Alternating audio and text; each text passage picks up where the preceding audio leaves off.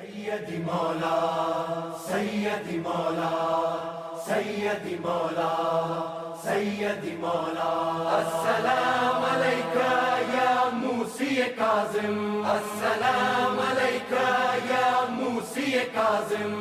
بسم اللہ الرحمن الرحیم۔ ناظرین السلام علیکم، میں ہوں آپ کا میزبان ذیشان علی۔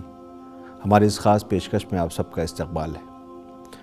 آئیے آج اس پروگرام میں 25 رجب المرجب باب الحوائج حضرت امام موسی کاظم علیہ السلام کی شہادت کے موقع پر ہم آپ کے اخلاق و کردار اور آپ کی بتائی ہوئی کچھ نصیحتوں کے ذریعے خود کی اصلاح کریں۔ فرزند رسول حضرت امام موسی کاظم علیہ السلام تقریباً 35 سال مسند امامت پر فائز رہے، جس میں زیادہ تر حصہ آپ کا قید و بند میں گزرا یا جلا وطن رہے، مگر آپ نے مشکلات سے بھری ہوئی زندگی اور قید و بند میں بھی امامت کے تمام فرائض کو بخوبی انجام دیا۔ آپ نے اپنا مثالی کردار پیش کر کے بتا دیا کہ زندگی کے سخت حالات میں بھی کبھی ہار نہیں ماننا چاہیے۔ زندگی میں کتنی ہی مشکلیں کیوں نہ آ جائیں، خداوند کریم کی اطاعت سے کبھی پیچھے نہیں ہٹنا چاہیے، اس کے بتائے ہوئے راستے پر ہی چلنا چاہیے اور اسی کی عبادت کرنا چاہیے۔ اگر قرآن مجید نے صبر و نماز سے مدد لینے کا حکم دیا ہے، جیسا کہ سورہ بقرہ کی آیت نمبر 45 میں ارشاد رب العزت ہو رہا ہے کہ صبر اور نماز کے ذریعے مدد مانگو، تو امام موسی کاظم علیہ السلام پر جتنا بھی ظلم ہوتا آپ صبر اور نماز کا سہارا لیتے۔ حضرت امام موسی کاظم علیہ السلام ہر مناسب وقت سے فائدہ اٹھا کر نماز اور خدا سے مناجات میں مصروف ہو جاتے۔ حضرت امام موسی کاظم علیہ السلام نے جن حالات میں زندگی گزاری اس میں صبر کرنا آسان نہ تھا، مگر آپ نے ان حالات میں بھی خداوند کریم کا شکر ادا کیا۔ بصرہ کے زندان کا داروغہ عیسیٰ بن جعفر کہتا ہے کہ میں نے بہت کوشش کی کہ امام علیہ السلام پر ہر لحاظ سے نظر رکھوں، یہاں تک کہ چھپ چھپ کر ان کی دعاؤں اور مناجات کو سنتا تھا، مگر وہ صرف بارگاہ خداوندی سے طلب رحمت اور مغفرت کرتے، اور وہ اس دعا کی بہت زیادہ تکرار فرماتے تھے۔ وہ دعا جو اس نے نقل کی ہے وہ یوں ہے کہ خدایا تو جانتا ہے کہ میں تیری عبادت کے لیے ایک تنہائی کی جگہ چاہتا تھا، اب جب کہ تو نے ایک ایسی جگہ میرے لیے مہیا کر دی ہے تو میں تیرا شکر ادا کرتا ہوں۔ ناظرین، آپ کا پورا کردار، ایک طرف اگر ہم صرف آپ کا لقب کاظم ہی دیکھیں تو عالم انسانیت کو صبر و تحمل کا پیغام دینے کے لیے کافی ہے۔ کاظم یعنی غصے کو پی جانے والا۔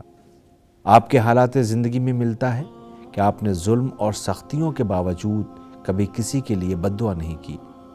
آپ نے ہر مشکل دور میں صبر کر کے دنیا کو صبر کا پیغام دیا۔ اگر قرآن مجید نے غصے کو پی جانے کا حکم دیا، جیسا کہ سورہ آل عمران کی آیت نمبر 134 میں ارشاد رب العزت ہو رہا ہے کہ جو راحت اور سختی ہر حال میں انفاق کرتے ہیں اور غصے کو پی جاتے ہیں اور لوگوں کو معاف کرنے والے ہیں اور خدا احسان کرنے والوں کو دوست رکھتا ہے، تو امام موسی کاظم علیہ السلام نے اپنے کردار سے اس کی ایسی بہترین مثال پیش کی کہ آپ نے بد اخلاقیوں کا بھی بہترین اخلاق سے جواب دیا۔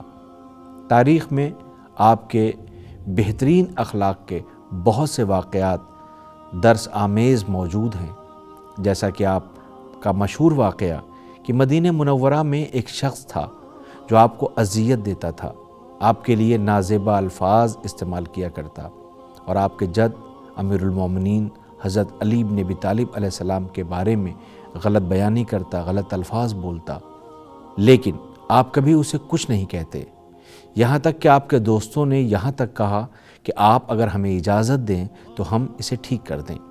آپ انہیں ہر طرح کی بد اخلاقی سے انہیں منع کرتے۔ پہلے آپ نے صبر کے ذریعے اسے صحیح راستے پر لانے کی کوشش کی، مگر جب آپ کی خاموشیوں اور آپ کے صبر کا اس پر کچھ اثر نہ ہوا تو آپ نے اس کے کام کی جگہ کو پتہ کیا، تو معلوم ہوا کہ مدینے میں فلاں مقام پر وہ کھیتی باڑی کا کام کرتا ہے۔ آپ اس کے کھیت پر گئے تو اس وقت وہ شخص اپنے کھیت پر کام کر رہا تھا۔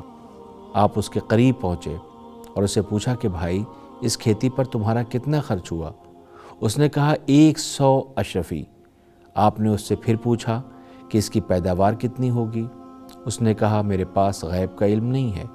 آپ نے فرمایا میں بس یہ جاننا چاہتا ہوں کہ اگر یہ کھیتی خیر و عافیت سے اگ جائے تو تمہیں اس سے کتنی پیداوار کی توقع ہے، امید ہے؟ اس نے کہا 200 اشرفی۔ پھر امام علیہ السلام نے اسے تھیلی دی جس میں 300 اشرفیاں تھیں اور فرمایا تمہاری کھیتی اپنی جگہ موجود ہے اور جس کی تم کو توقع ہے یا تم توقع رکھتے ہو اسے بھی خدا انشاءاللہ پورا کرے گا، اور میری طرف سے بھی یہ قبول کرو۔ یہ دیکھ کر وہ سخت شرمندہ ہوا اور اٹھ کر آپ کے ہاتھ پاؤں چومنے لگا اور آپ سے معافی مانگنے لگا۔ آپ وہاں سے واپس آ گئے۔ اس واقعے کے چند دن بعد وہ شخص مسجد میں بیٹھا تھا کہ امام موسیٰ کاظم علیہ السلام مسجد میں داخل ہوئے تو اس نے کہا اللہ بہتر جانتا ہے کہ وہ کسے اپنا پیغام پہنچانے والا قرار دے۔ اس کے ساتھ اس کے دوست بیٹھے تھے، وہ اس کی اس دلی عقیدت پر حیرت زدہ ہوئے اور اسے کہنے لگے کہ تمہارے نظریات پہلے تو کچھ اور تھے اور آج تمہارے نظریات کچھ اور ہیں۔ اگر امام علیہ السلام بھی اسی کے انداز میں جواب دیتے تو وہ امام علیہ السلام کے کردار سے متاثر ہو کر امامت پر ایمان نہ لاتا، مگر امام علیہ السلام اس کے ساتھ نیکی اور احسان کر کے اسے راہ راست پر لے آئے اور دنیا کو پیغام دے دیا کہ اگر کبھی ایسے حالات سے سامنا ہو جائے تو اپنے غصے کو قابو کر کے نیکی اور احسان کے ذریعے اپنے کردار کو پیش کرنا چاہیے۔ اسی لیے آپ نے غصے کو ضبط کر کے انتقام لینے کے بجائے صبر و سکون سے رہنے کے فائدے بتائے تاکہ معاشرہ امن کا گہوارہ بن سکے۔ آپ فرماتے ہیں کہ جو شخص اپنے غصے کو لوگوں سے روک لے خدا قیامت کے دن اس سے اپنا عذاب روک لے گا۔ ناظرین، امام علیہ السلام نے صرف غصے پر قابو پانے کی نصیحت کر کے انسان کو بہت سی برائیوں سے بچنے کا راستہ بتا دیا، کیونکہ غصہ ایسی بری صفت ہے جس سے انسان میں اور بہت سی اخلاقی برائیاں پیدا ہو جاتی ہیں جو انسان کی آخرت اور دنیا دونوں کو تباہ کر دیتی ہے، مثلا جھوٹ، حسد، غیبت، کینہ وغیرہ۔ تو ناظرین، پروگرام کے آخر میں یہ دعا کروں گا کہ پروردگار عالم ہم سب کو تمام اخلاقی برائیوں سے بچنے اور ائمہ اہل بیت اطہار علیہم السلام کے پیغامات سے درس حاصل کرنے کی توفیق عنایت فرمائے۔ آج کے لیے بس اتنا ہی۔ ہمیں اور ہماری ٹیم کو اجازت دیجیے، ہماری پھر ملاقات ہوگی، تب تک کے لیے خدا حافظ۔